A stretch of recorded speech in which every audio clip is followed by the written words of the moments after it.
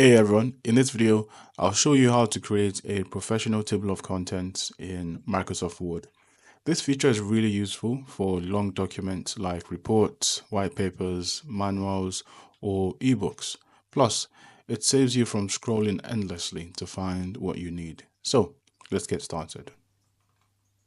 So I've got Microsoft Word open with some dummy text and I've got some headings, which I'm going to use to demonstrate how to create a table of contents. So I've got introduction, literature review, methodology, and I've got some subheadings as well. So on that methodology, data collection, data analysis, findings as a heading, and conclusion.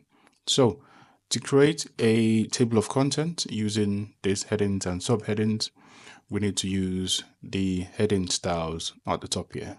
So go on to styles pane. Once you get that open, you see that you've got headings from 1 up until 9, heading 1 being the largest one and heading 9 being the smallest. So you can use heading 1, for example, for a main heading, and heading 2 as a subheading, heading 3 as a subheading, and so on and so forth.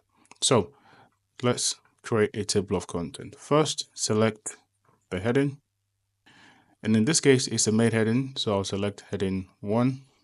You can also click the drop down to see the rest of the heading. If it doesn't show up, go into your styles pane and select the heading that you want, and it should now be added.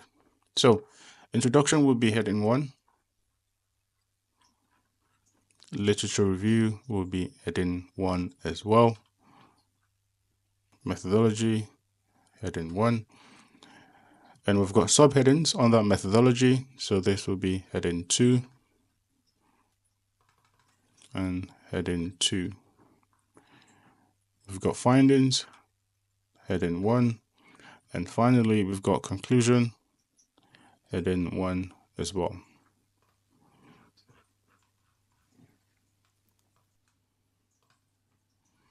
Right, so we've been able to create our headings, which is what we need to insert our table of content. So next thing you want to do is to select where you want the table of content to appear. So for me, I'll just select just above the introduction. So click where you want it to appear, go into references, table of contents, and you see the different formats that we've got available, or different styles for table of contents. So in this case, I'll select classic, and you can see that the table of contents has been created. Now, if you make any changes to your headings or subheadings, so for example, if I decide to name this just review, all I need to do is go back into my table of contents, select it, click on the drop down, update table,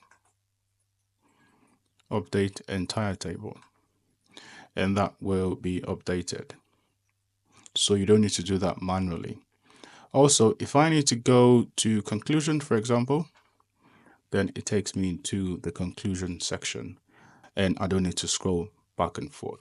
However, I'm in conclusion, so if I need to go back to introduction, for example, then I need to scroll all the way up, which might not be the best way to do it. So what you can do is go into view and check this navigation pane.